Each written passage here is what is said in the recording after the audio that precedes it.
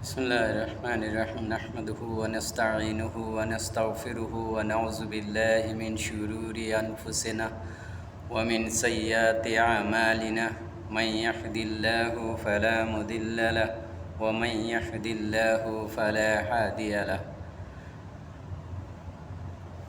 أما بعد میرے محترم بزرگوں، دوستوں، عزیزوں، ایمان بہت بڑی چیز ہے۔ ایمان کا دولت مل جانا انسان کے لیے سب سے بیش قیمتی خزانہ ہے۔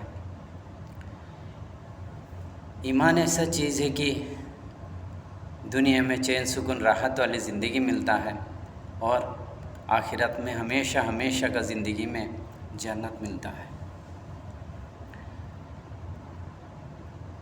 میرے دوستو، خاص بات ہے کہ ایمان کی حقیقت کو دل میں کیسے اتارا جائے، ایمان کی محنت کیسے کیا جائے، ایمان کو صحیح سلامت مضبوط کیسے بنایا جائے، اس کے لیے محنت ہے۔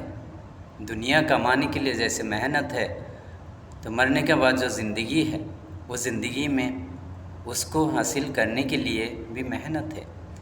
ایمان مضبوط ہوگا، عمل میں اضافہ ہوگا۔ ایمان کمزور ہے، عمل میں کمی آئے گا۔ میرے دوستو، سب سے پہلی بات غور و فکر کرنے والی بات ہے، یہ جو ایمان ہمیں ملا ہے خاص مقصد سے ملا ہے نا، ایسے تو نہیں بس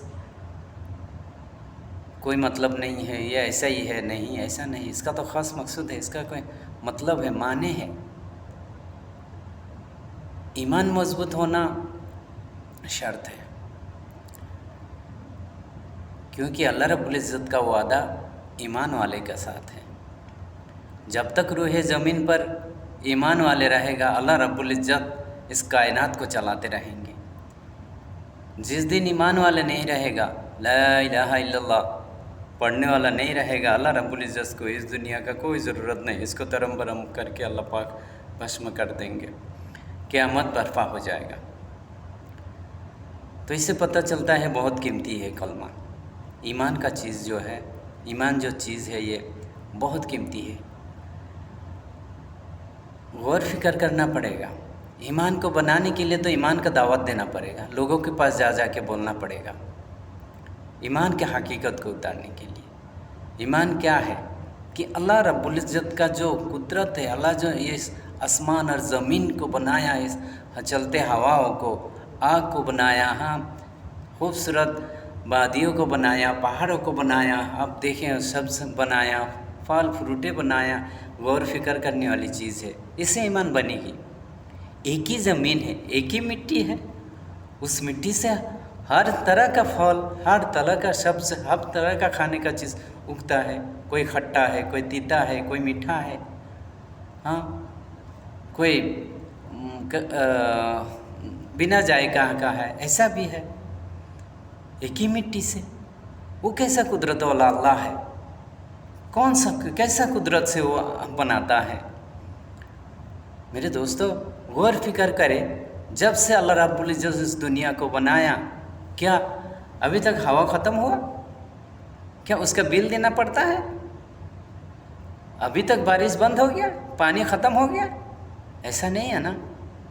کیا اس کا بل لیتا ہے اللہ رب العزت؟ یہ سورج جب سے اس دنیا کو اللہ رب العزت بنایا، جب سے اس سورج نے روشنی دے رہا ہے، کیا اس کا کمی آیا کچھ؟ کیسے اللہ پاک نے فٹ کر کے رکھا ہے، تھوڑا سا نیچے آ گیا تو دنیا جل جائے گا، تھوڑا سا اوپر گیا تو ٹھنڈی سے مر جائے گا دنیا کے لوگ۔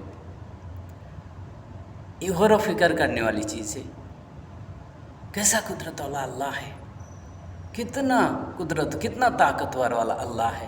دنیا میں ہزاروں کروڑوں لوگوں کو کھلا رہا ہے، جاندار کو کھلا رہا ہے، لوگوں کو نہیں۔ سمندر میں مچھلیوں کو، جنگل میں درندوں کو، پرندوں کو، ہم انسانوں کو، اس کا خزانہ میں کوئی کبھی نہیں آ رہا۔ یہ اس کا قدرت ہے۔ اس کا طاقت ہے، اس کو ہمیں جاننا ہے، اس کا قدرت، اس کا طاقت کو ہم غور و فکر کریں گے، انشاءاللہ دنیا اور آخرت کا کامیابی ملے گا۔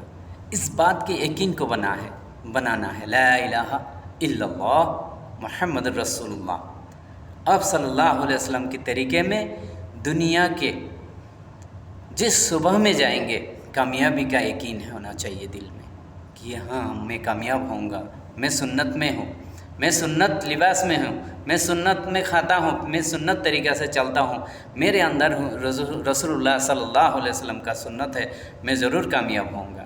اس بات کے یقین ہونا ہے۔